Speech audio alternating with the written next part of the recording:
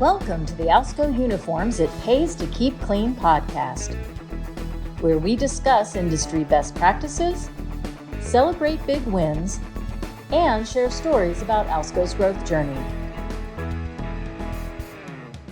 So, Jacob Milford, good afternoon. Thanks for joining us on the podcast today. Thanks for having me. How are you doing? I'm doing great. Yeah.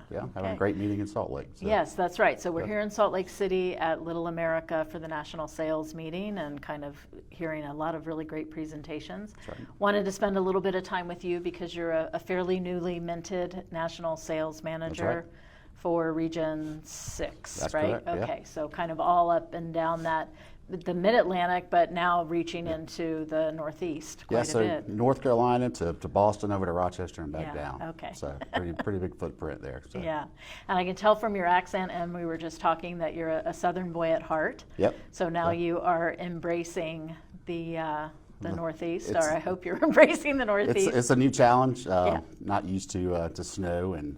Right. I was kind of excited about going up there in the first place because I thought it was going to be cooler in the summer, and I realized it was just as hot. Right. Oh my gosh, humid anyway, right? Yeah. So when did you become National Sales Manager? So I started January 1st. You did. Okay. Yeah. So been with Alsco for 14 years. It all started in Atlanta, Georgia, as a sales consultant. I did that for 5 years. Then I moved into a leadership role. So I pretty much managed most of the branches throughout the Southeast, and then just moved into the national leadership role. Okay, so from sales consultant to regional sales manager and now NSM. Yep. So what did you do prior to Alsco? I was in the food and beverage industry. Okay. So I worked at a lot of restaurants, worked in a resort down in Turks and Caicos for a couple of years. Ooh, fun. Yeah, so I did that for about 12 years and decided that I wanted to try something else. So one of my good friends got me into Alsco, and I've been here ever since. So. Okay. Yeah. So it was a friend that worked at Alsco? That's how you, okay. I love to hear origin stories. Yeah. That's why I'm asking. I grew up with Ben Terrell. Oh, yeah. You might know Ben. Okay. So we've been best friends for a long time, and he got me my first interview in Atlanta, and I've been there ever since. Oh, so. Fabulous. Yeah. All right. So when you moved from SC to RSM, and our sales organization was even at that point much smaller than it is today, so I'm sure even though the titles of those jobs are the same today as they were back then, the job has kind of changed. But what was it like going from SC to RSM, kind of that first we used to have a lot bigger role. Teams, a lot bigger territories. Yeah. So I managed Atlanta to Shreveport to Jacksonville to Charleston. Wow. We would have 21 or 22 sales consultants at the time. Whew. So you learned a lot. You learned fast. You had to find some great leaders on your sales team to help you manage all that, right? Yeah. So, it was a great challenge. The good thing about Alsco is they teach you to lead, and you get to learn a lot about yourself. So. Had you managed people prior to that when you were in food and beverage? Okay. Yeah, so food and beverage, that's what I did mostly. Okay, and that was probably a whole different ball game of the... It has a lot of the same challenges. Yeah, right? I would imagine so. This one's a little bit more secure, I guess, of attaining people and holding on to people. So. Right. And having them really perform on a consistent basis at a different level. So it's just a different dance, perhaps. Sure. So then moving from, how long were you an RSM? So I did about 8 years. 8 years? Yeah. Okay. So I've worked at probably 14 different branches as the sales leader there. And then, like I said, moving into the Northeast is completely new to me. Right. So now as an NSM, that's it's still sales management, of course, but instead of managing directly the sales consultants, you're managing managers, which is a different level again. Yeah. What kind of attracted you to the role, and how did you think you'd be able to make a contribution? I've just always been, in my opinion, a great leader.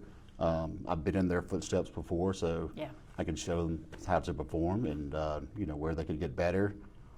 So it's always attracted me. I love helping people, right? So. And Alsco gives me a job to do it in several different roles, obviously. Yeah.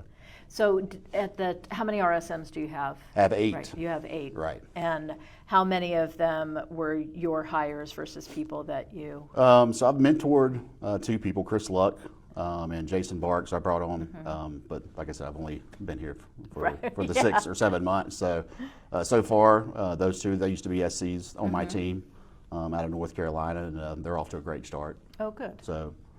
But right now we have everybody in place and doing well. So what do you look for when you're hiring regional sales managers? What kind of lets you know they might be successful? Obviously, high energy, coaching ability, persistence, patience. It's all important. So every day you wake up at 8 a.m. with a plan, and at 8:05 you got to adjust. Right. You're like, that was a good idea. Yeah. But it's there's a lot of moving pieces with the sales portion of Alsco. So you got to have people that can handle pressure, and then coach at the same time. So if you took on your new role in January, we acquired Churchill, which is the northeast portion we were talking about, Brockton, Stratford, and Hyannis, in September. So they were very early in their, and they still are really early in their Alsco journey. But what did you, when you were kind of strategizing and maybe working with Tim Jones about what do we need to do in this area, what were you all kind of seeing about how we can capture more of that market? Well, a market too where Alsco is like, who's Alsco? Exactly. Like no brand presence. We definitely arrived in New England. Obviously, with the Churchill acquisition, we had a pretty good footprint in food and beverage. So, really our focus is just getting out, letting people know that we can help them with healthcare and industrial uniforms, facility services, and that's what we've been focused on. We've already built a great sales team there. We've got great sales leadership there already. Our sales team is going to continue to expand the rest of the year, and we've also really made a mark in healthcare so far. So that's great. That's where we're going to start. Industrial uniforms is our next step, but obviously with any new acquisition that's completely food and beverage, you got to get set up so you can be successful. Right. Both your mind set up as well as physically being capable of servicing those things properly.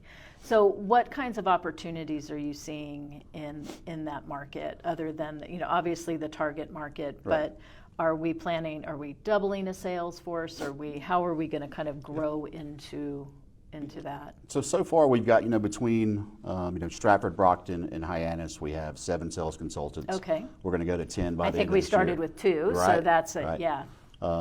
John Kirkner, who was the sales manager up there, he's really brought on some great people, great sales managers, so he's kind of led the way and helped us to grow all of that. So we'll be at 10 by the end of this year. I'm sure we'll probably go to 10 in Boston when it's all said and done, right? So I think we have some 5S. It would seem we could easily do 10 in the Boston metro area at some point. Yeah. And I think, if we can get into Vermont and Maine, I mean, we get calls from Vermont all the time now, right? So the possibilities are endless.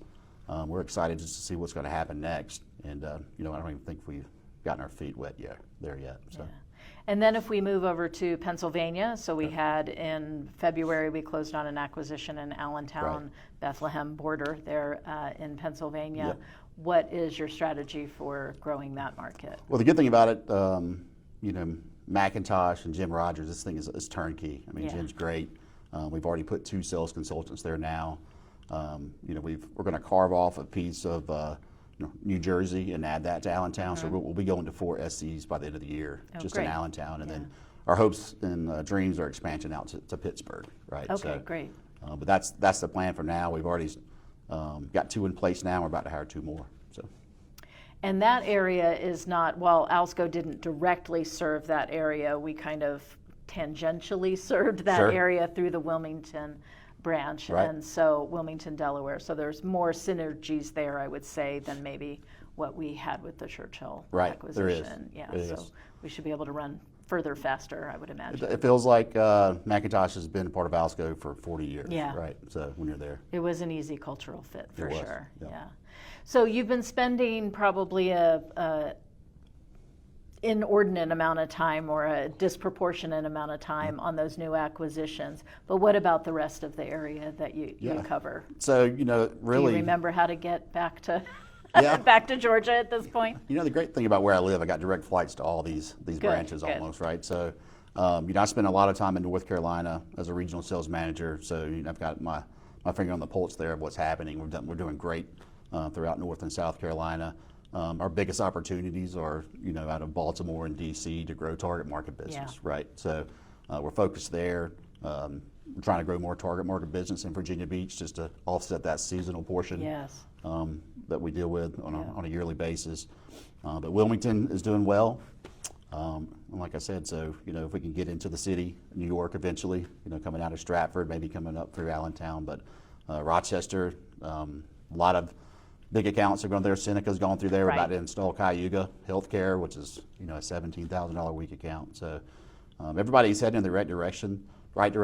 The biggest thing we've got to fix is target market. Our biggest opportunity is target market. Right.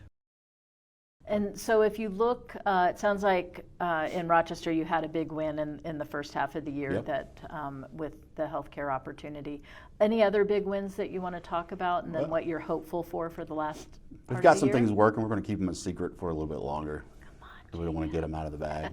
So. No, of course not. But more in target market, I assume that's kind of where you're focusing. Yeah, so we've got some large hospital accounts out of North Carolina that'll stretch into Virginia.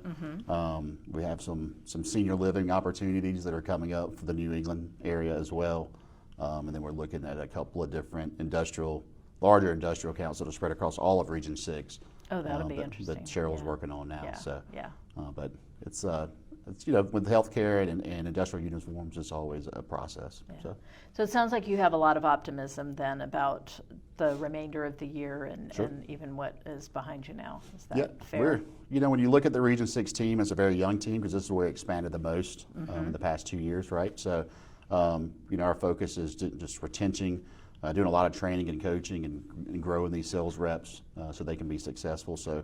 The rest of the year, Q3, we've already projected better numbers than we did for Q2, and then we'll have a pretty good idea in about a month or so where we're going to land for Q4. But, our biggest opportunity there is figuring out Q1. That's when the weather hits and everything kind of slows down. So we're already talking about how we're going to make a couple of different plans starting in November and December to grow our Q1 for next year. Yeah, so. That sounds right? Because I think we're so... You've got a calendar year kind of stuck in your head, and then we're going to go into budgeting season as well. And so where you're starting to think about the next year, but that's different than planning for the next year, right? And you guys probably at December, someone even said in one of the meetings today that if you drain your entire sales bucket in order to finish a year great, intellectually I understand why you might do that, but you've got to be filling at the same or better rate than you're draining. Otherwise, there's going to be a desert somewhere. The way we look at numbers, you got to start out fast. Yes. So Q1 is extremely important, and we didn't have the best Q1 this year, and a lot of it was weather related. So we're gonna make sure that we've done everything we can to fix that going into 2026. Yeah. So. Well, and when some of those areas are so heavily focused on food and beverage, there's seasonality associated with that, outdoor eating events and things like that. But also, even when there's just bad weather and I could sit inside and go to a restaurant, sometimes I just want to sit inside at home, right? So we're trying to counterbalance that with businesses like Target Market that they kind of have to run all year long, no matter what. That's the focus on our weekly meetings. No 0 weeks, target market growth, retention, and just training, right? So we've got a young team. We got to get them where they can be successful. So. Yeah. Well, let's talk about training for a second. So how do you can take kind of what I'd call a seasoned salesperson, and in theory, they can sell anything, but they still have to know what the thing is, right? And we're selling a service, not a product, which is a little bit of a mind shift for some people, depending on where they've come from. So how are you approaching training in your region? Well, we work a lot with our corporate sales teams. Healthcare and industrial teams work closely with our vendors.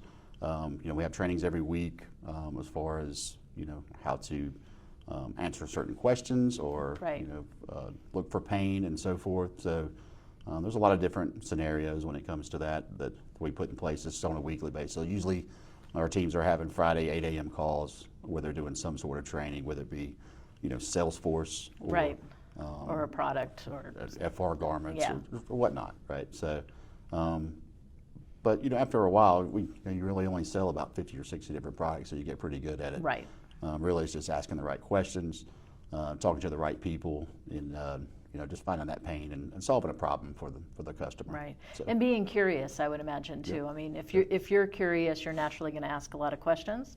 That's what I do when I sit here and talking to you, right? Right. And then that can help you get to that pain point faster, or what friction they're having in their business. Right. Yeah. Right. That's exciting. Well, thank you very much for your time. I Thank really you for having me. appreciate it. Yeah. We're excited to see what happens not only in the acquired branches, but obviously across the entire region. Yeah, we're off to a great start, and we're going to finish strong for 2025, get ready for 2026. Okay, we heard it here first. Thank you. Yep, thanks. That's all for today's episode of the It Pays to Keep Clean podcast. Thank you for joining us on this journey through the world of Alsco uniforms, where we explore the growth and challenges in our industry. Tune in next time for more industry insights, growth strategies, and tales from the field. If you've enjoyed our time together, please leave us a rating and review on Spotify, Apple Podcasts, or wherever you listen to your podcasts. If you want to learn more about our services, visit us at alsco.com.